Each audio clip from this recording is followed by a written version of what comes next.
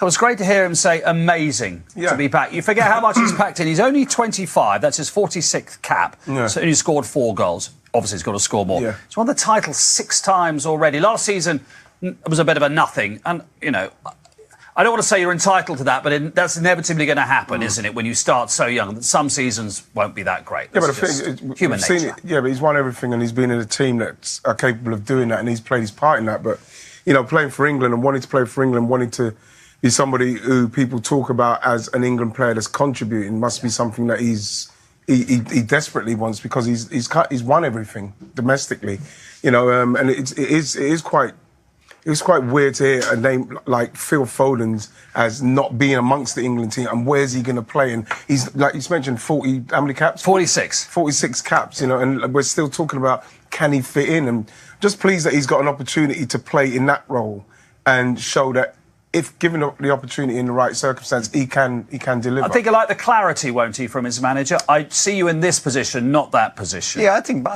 players will like that. Yeah. I think when you're in the squad, you always know there's competition. You always know who you're up against. But when a manager comes out and says, and it's like 2-0, 3-0, 5-0, whatever, it's good. We kept a clean sheet and decisive in the end.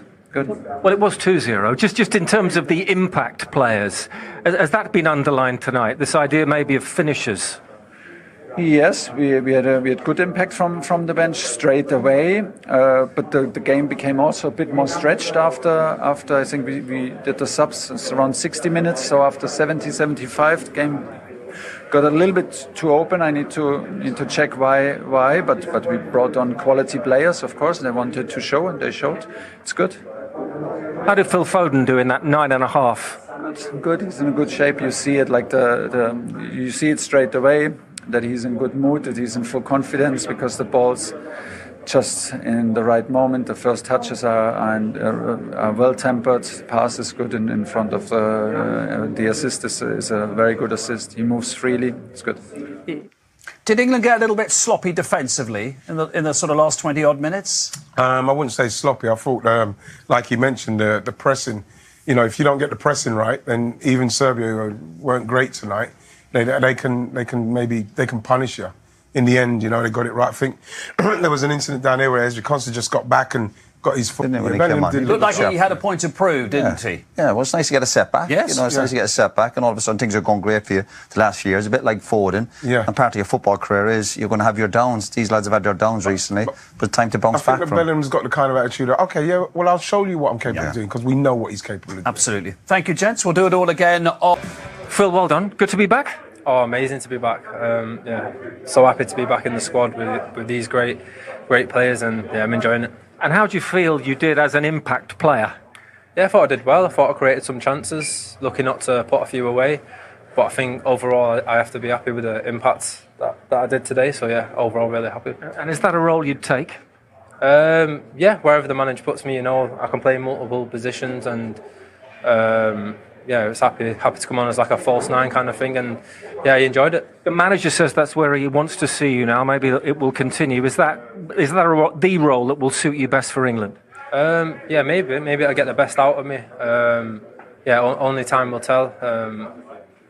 Yeah, like I said today, I was happy to come on in that role, and the game was opened up a little bit. The smile is there, isn't it? Good to be back. Definitely, yeah, the smile's back. Yeah, well done. Thank you. Some of the players who missed out and will want to force their way into the team, and whether they need to make a move in January to help their case. Starting with the 19-year-old Miles Lewis-Skelly at Arsenal. You were a youngster at Arsenal back in the day. He's now been left out, according to Thomas Tuchel, because of a lack of game time. So Tuchel's saying, look, you've got to play more to put yourself in the picture. The argument from the Arsenal fans will be, well, hold on, he's 19. He doesn't need to be playing every single second of every match.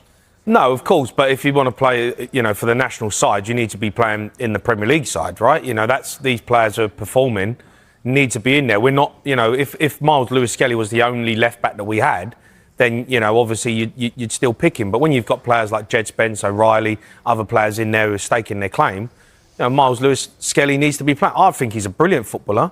There's a lot of brilliant footballers. I mean, how brilliant does he have to be then to get into the squad as an option at left back when you've got Nico O'Reilly starting? Yeah, well, he's got to be in front of. For the first thing he needs to concentrate on is get in front of Calafiori. You know, because he was in front of Calafiori last season. Calafiori's come back this season, performing well, and Arteta's picking him in front of him. Why that is? Maybe he looks at Miles Lewis-Skelly. He's young. He's got a mistake in him. He can, maybe get done positionally. He likes to drift into midfield, and sometimes his discipline might let him down. But in terms of him as a future star, Miles Lewis-Skelly is going to be an England international. Well, hold on, Nico O'Reilly's a matter of months older than Miles Lewis-Skelly. Nico O'Reilly's 20 years old. Yeah, but he's starting. Would you knock on the door and say, look, I need to go and play every week if I want to get to the World Cup? Because he's the number 2. Arteta's not going to let him go. If there's an injury, he starts the Champions League games. He comes on in like the 70th or the 80th minute for Trossard when they go defensive in a Premier League match. Yeah. So he's saying back to Tuchel, well, I'm doing my best here.